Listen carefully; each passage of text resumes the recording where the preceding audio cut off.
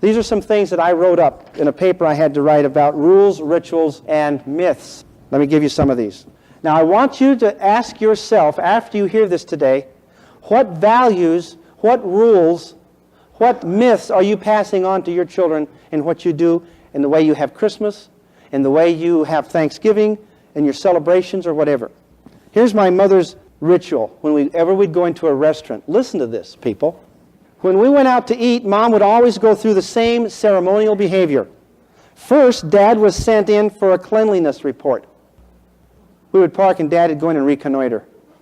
He'd go in there and take a look. Does it look clean? How's it smell? Okay.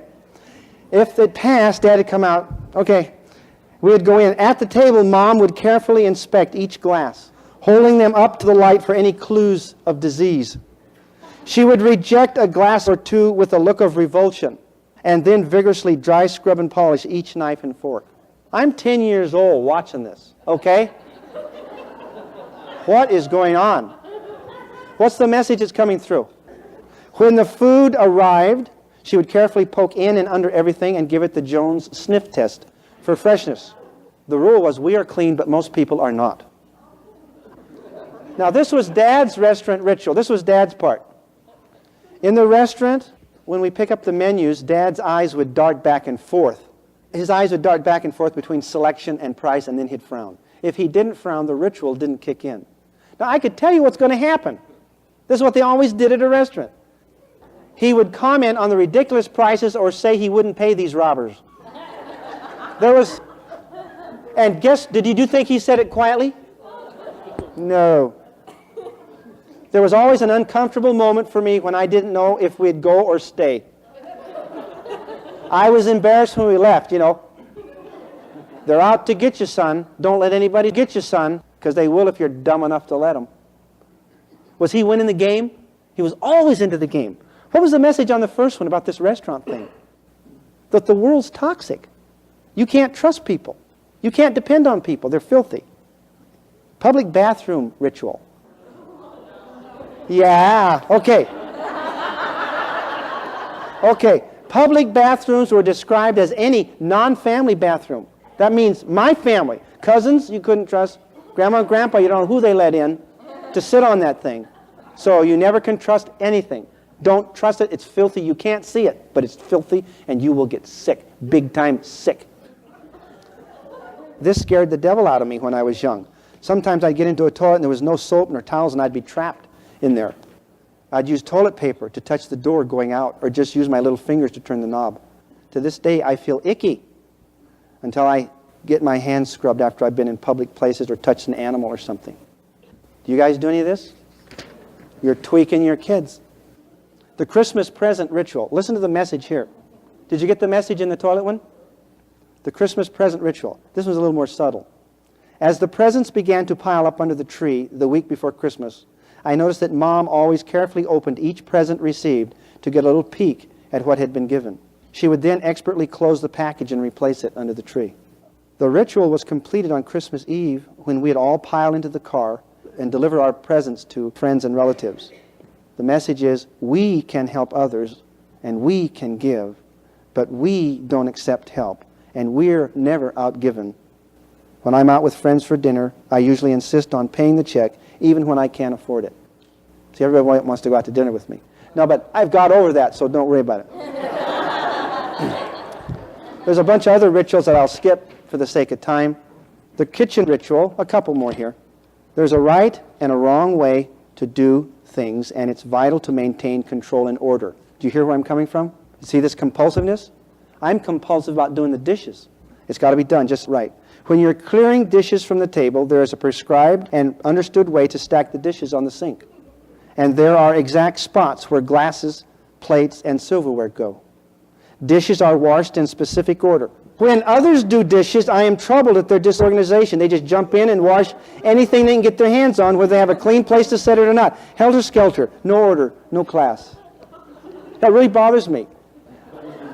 Okay, here's something to give you a little insight. It's a little personal, but listen. This is the vomiting ritual. Now listen to this. This is where I learned a lot of stuff here. Okay, when I was young and I got sick, and it was time to throw up, I'd stick my head in the toilet, groan, and heave. So far, so good, okay? Mom would hold my forehead in her hand and rub my back as I convulsed in agony. Then the glass of water to rinse with and a warm washcloth for the messy face and tears. The gentleness of her hands and the kindness of the act helped me to learn compassion and caring for others. I loved her and knew I was important and deeply loved. My wife says she gets absolutely no attention from me. And then she's sick, guess what happens? Fall out of the tray. Whatever you want and cooked it. You know what I mean? Just do whatever is necessary to make her happy. So she's sick a lot. All right. The Easter egg ritual. In my family, you ate everything on your plate and never wasted a thing. It's a sin to waste. In normal families, this is a slam at my wife's family, you boiled eggs, you dried them, marked them, hid them, hunted for them, found them, looked at them, enjoyed them, and ate them. But in my wife's family, at Easter, they went to the canyons and rolled Easter eggs down the hill. When we married, I could not allow this practice. It was so wickedly wasteful. Are you crazy, I asked? Don't they break and get ruined? Some of them do, but it sure is fun, she answered. Unfortunately, I prevailed. My children are grown, and now I think I'd like to roll some Easter eggs. My wife had a rule I never learned. Having fun doesn't have to make sense. How many of you know about rolling Easter eggs? He's got some weirdos here. You actually go up and roll them down the hill, right? Isn't that something? I don't know. Okay, see? Eat everything on your plate. Another idea of a rule. Born of the Depression, eat everything on your plate, is an example of a conscious rule, an overt, explicit rule. Another rule was that sustained in our eating ritual was, since life is unpredictable, we must save and never waste anything, because it's a sin to waste. The impact on my life? I married a girl from a very modest farm background who also eats everything on her plate. When we were courting, when I took her out to dinner, guess what? When we were courting, she ate everything off her plate. And I thought, wow. You spend $5 on some gal, and she'd take a nibble at this and a nibble at that. And I was incensed. I spent $5 on you, and you took 2 bites. Last time, turkey. Sayonara, get you home right away. Still time to call somebody else. All of these values, some of this came from the South. You always walk on the outside of the girl, and you always go in the dark house first, and you step down first off the streetcar, and you always protect the girl. You give your life for the girl. That's part of the Southern ritual. And so I would do this. You'd never, ever hit a girl. Ever, ever. No matter what they did. You'd never lay a hand on a girl. And so I never have, even when they deserved it. Okay? And that was a big thing with me. I can remember these girls being so ornery and nasty, I felt powerless. It's part of my rage around this woman issue that gave me such a bad time. But then I decided to get married and raise some weird kids. And I did. All right. Now, how to break away from this? What is all this talk about? This talk is about coming to grips and realizing what can be happening. Is this to have anything to do with parenting? It has everything to do with parenting, because the parents are the most impactful thing in a child's life, especially up to 3 years old. It's terribly important what you do and what you communicate with that child. If you come across that the world is toxic, that people can't be trusted, that the world is dangerous only, that no one's to be trusted, nothing is clean, you're going to do damage. There needs to be a balance between trust and mistrust. There needs to be a balance. Okay, for a quick minute. Women are set up in our society to be codependent. You're set up in this servient role. You're set up real heavy duty to rescue. You're a good mother if you do everything for your husband, if you do everything for your child, and you're the world's best codependents. And so I use myself as a bad example, but the principles are the same and they apply to the women. It's my mother that's the codependent. She was set up that her role was to take care of a man. Her role was to take care of children. I'm not suggesting that's wrong. I'm suggesting it's wrong if you don't take care of yourself too.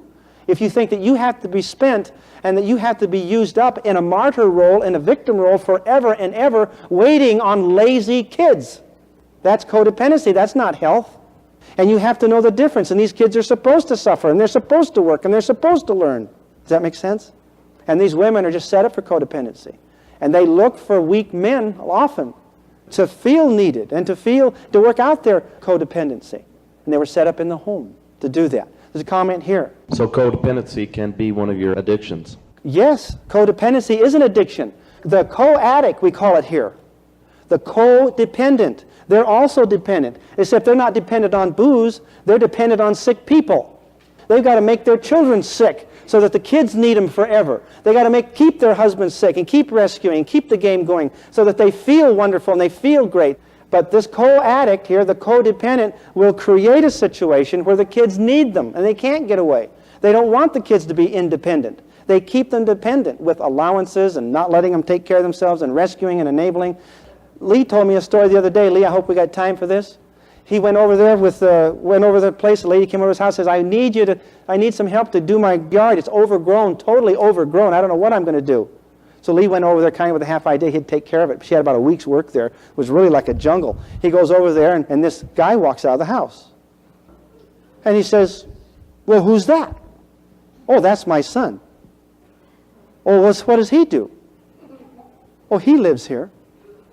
Well, has he got a job? No. Well, what's he doing? Well, he lives here. Well, how old is he? 43. Here's this little old lady with a 43-year-old son that she's supporting. Is that codependency?